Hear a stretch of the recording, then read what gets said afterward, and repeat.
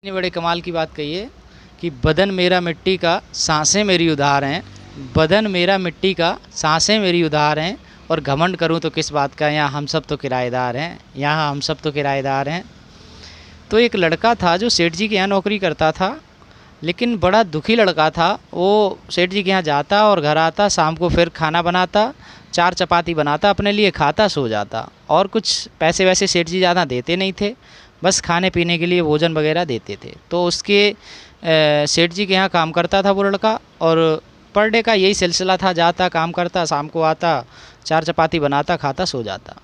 तो एक दिन जब वो सेठ जी के यहाँ गया और उसके बाद शाम को जैसे ही आया तो उसने अपने लिए 4 रोटियां बनाई, बना के रोटियां, और वो पानी लेने के लिए चला गया। लेकिन तब तक एक बिल्ली आ गई और वो उस बिल्ली ने एक रोटी ले ली, वो चली गई। वो जैसे ही लड़का आया पानी लेके, उसने देखा रोटियां 3 ही बची।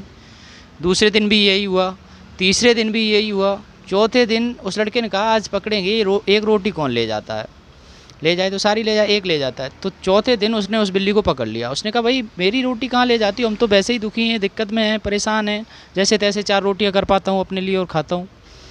तो वो बिल्ली बोली कि भैया ये मेरे हक़ का है, ये मत लीजिए आप, ये मैं आप एक ही रोटी अपने हक़ की ले जाती हूँ, बस बाद बाकी आपके लिए छोड़ जाती हूँ।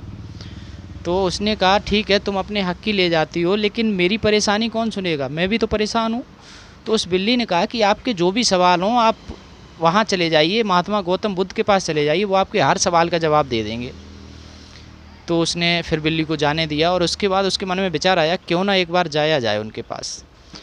तो वो लड़का अपने सेठ जी को पूछने गया कि सेठ जी हम वहाँ दर्शन करने जाना चाहते हैं, चले जाएँ। तो सेठ जी बोले चले जाओ, यहाँ भी कुछ ज़्यादा खास करते नहीं हो, चले जाओ। तो वो लड़का वहाँ से निकला और जाते जाते चलते चलते काफ़ी दूर निकल गया, क्योंकि पैदल यात्रा करनी पड़ रही थी उस समय, कोई सवारी घोड़ा वाहन कुछ नहीं चलते थे, क्योंकि उसके पास कुछ था भी नहीं लड़के के पास। तो वो पैदल पैदल जा रहा था। जाते जाते शाम हो गई, बिल्कुल अंधेरा होने को आया। तो एक रानी का जो महल था, रानी कहिए कुछ भी, एक समय पे रानी थी, लेकिन एक समय पे अकेली औरत और वो लड़की रहते थे। और लेकिन महल बहुत बड़ा था, उसके घरवाले सारे लोग युद्ध में मारे जा चुके थे, तो महल बहुत बड़ा था। वो लड़की और वो महिला दोनों रहते थे, माँ बेटी। तो उनके यहाँ रुका, उसने कहा माता जी आश्रय मिल जाएगा, हमें अंधेरा हो गया, हम ऐसे ऐसे वहाँ दर्शन करने जा रहे थे, अपने सवालों के जवाब लेने जा रहे थे, महात्मा गौतम बुद्ध के पास जा रहे थे। तो उन्होंने कहा ठीक है बेटा रुक जाओ। जैसे ही सुबह लड़का चला, वैसे ही वो माता जी बोली कि बेटा एक सवाल मेरा भी पूछते आना। तो उस लड़के ने कहा बताइए आप भी कहिए क्या सवाल आपका। कि मेरी बिटिया है जो नौजवान है, शादी योग्य है, लेकिन ये बोल नहीं पा रही है, और बोलने की वजह से इसकी शादी भी नहीं हो रही है। उसने कहा ठीक है माता जी हम आपका सवाल पूछ के आएंगे। वो चलता चला गया लड़का, जंगल पहाड़ी रास्ते पड़ते गए। एक पहाड़ बहुत ऊंचा था जिस पे चढ़ने में उसे दिक्कत हो रही थी। अध पर पहुंचा तो वैसे ही वहाँ पे एक जादूगर बैठा हुआ था। उस जादूगर ने कहा कहाँ जा रहे हो। उसने कहा ऐसे ऐसे महात्मा गौतम बुद्ध के पास जा रहे हैं, अपने सवालों के जवाब पूछने जा रहे हैं। तो उस जादूगर ने कहा भाई ये पहाड़ में तुम्हें यूं ही चुटकियों में पार करा दूंगा, लेकिन मेरा भी एक सवाल पूछना पड़ेगा। उसने कहा ठीक है बोलिए। वो जादूगर बोला कि हम यहाँ 500 वर्षों से भगवान की तपस्या कर रहे हैं और नाम जप कर रहे हैं, लेकिन हमें स्वर्ग जाने का रास्ता नहीं मिल रहा है। हम स्वर्ग कब जाएंगे और कैसे जाएंगे, ये मेरा सवाल पूछ के आना। उसने कहा ठीक है हम पूछ के आएंगे, आप मुझे यहाँ से उतारिए। उसने जादूगर ने छड़ी घुमाई, उस लड़के को पहाड़ से पार कराया, और लड़का आगे निकला। आगे निकलते निकलते रास्ते में एक नदी पड़ी। तो उस नदी में उसे पार कैसे करता, तो उसमें एक बहुत बड़ा कछुआ रहता था। वो कछुआ आया उसके पास। जैसे ही आया उस लड़के ने उसने विनती की कि हे कछुआ आप मुझे उस पार उतार दे, मैं गौतम बुद्ध के पास जा रहा हूँ उनके दर्शन करने और उनसे अपने सवालों के जवाब लेने, मैं वहाँ जा रहा हूँ, मुझे आप नदी पार करा दें। तो उस कछुए ने कहा आप जाइए बिल्कुल, लेकिन मेरा सवाल भी एक पूछ कर आइए। उसने कहा ठीक है कहिएगा आपका सवाल क्या है। तो वो कछुआ बोला कि मैं यहाँ 1000 वर्षों से भगवान जी की तपस्या कर रहा हूँ, पूजा कर रहा हूँ, अर्चना कर रहा हूँ कि मुझे ड्रैगन बना दें, ड्रैगन बना दें, लेकिन मैं ड्रैगन नहीं बन पा रहा हूँ, मैं ड्रैगन कब बनूँगा।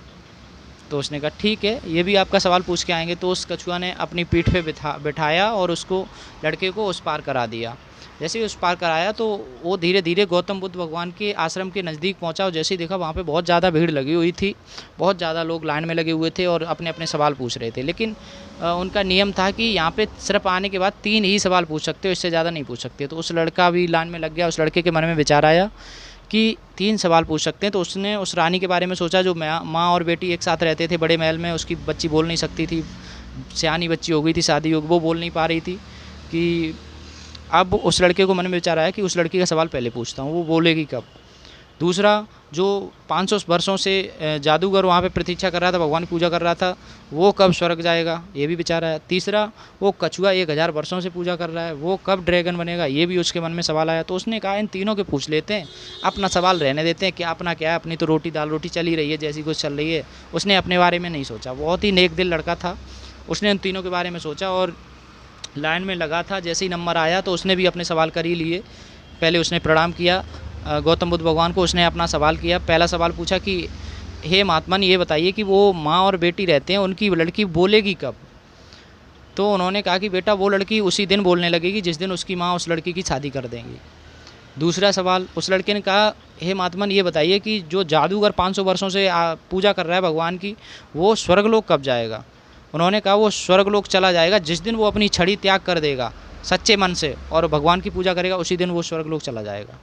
तीसरा सवाल, वो कछुआ जो 1000 वर्षों से तपस्या कर रहा है नदी में और वो ड्रैगन बनना चाहता है, वो कब बनेगा। उन्होंने कहा वो भी ड्रैगन बन जाएगा जिस दिन वो अपने इस कबर को हटा देगा, जो ऊपर कबर लगा है, उसी दिन ड्रैगन बन जाएगा।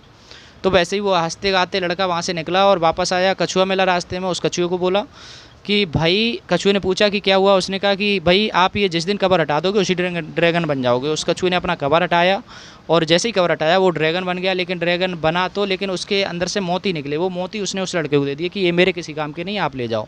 वो मोती लिए। जैसे ही वो लड़का पहाड़ पे चढ़ा, वहाँ देखा जादूगर बैठा था। उसने भी अपना सवाल किया कि भाई क्या हुआ। उसने कहा कि आप उसी दिन स्वर्गलोक चले जाएंगे जिस दिन आप ये छड़ी का त्याग कर देंगे। आप ये सच्चे मन से छड़ी को त्याग कर दीजिए, आप स्वर्गलोक को चले जाएंगे। भगवान गौतम बुद्ध ने कहा है। उसने इस छड़ी तुरंत ही छोड़ दी, छड़ी पकड़ाई उस लड़के को। वो जादूगर भी स्वर्गलोक को चला गया। उसके बाद वो लड़का पहुंचा उस रानी के राजमहल में, जहाँ पे वो रानी और लड़की एक साथ रहते थे और कोई नहीं था। वो लड़की नहीं बोलती थी। उसने कहा बेटा हमारे सवाल का क्या हुआ। उन्होंने कहा कि, उस लड़के ने कहा कि आप जिस दिन इस लड़की की शादी करा देंगे उसी दिन ये बोलने लगेगी। तीसरा लास्ट सवाल। तो लड़का जैसे ही वहाँ से चलने लगा, उस रानी ने कहा कि बेटा आप रुको, आप ही मेरी बेटी से शादी करो, आपसे अच्छा लड़का मिलेगा नहीं। तो उस रानी ने उस लड़के की बेटी से शादी करा दी और वो लड़की तुरंत ही शादी होने के बाद बोलने लगी कि आप तो वही हैं जो उस दिन मेरे यहाँ रात में रुके हुए थे। हाँ वही हैं। वो लड़की बोलने लगी। वो खुशी खुशी सब लोग रहने लगे। लेकिन उसमें कारण क्या था, उसमें इस कहानी से हमें और आपको ये सीख मिलती है कि उस लड़के ने अपने बारे में नहीं सोचा, इसलिए उसे राजपाट भी मिल गया, पैसा धन दौलत भी मिल गई, बीवी भी मिल गई, सब कुछ मिल गया। बस क्यों कि उसने अपने बारे में नहीं सोचा। तो भाई हमें अपने से पहले दूसरों के बारे में सोचना है, तभी हमारे बारे में भगवान सोचेंगे। ये सच्ची भावना दूसरे के प्रति रखो, आपके प्रति भगवान बहुत अच्छा करेंगे। तो हम तो कहना चाहेंगे फिर से कि कर दिखाओ कुछ ऐसा जो दुनिया करना चाहे आपके जैसा।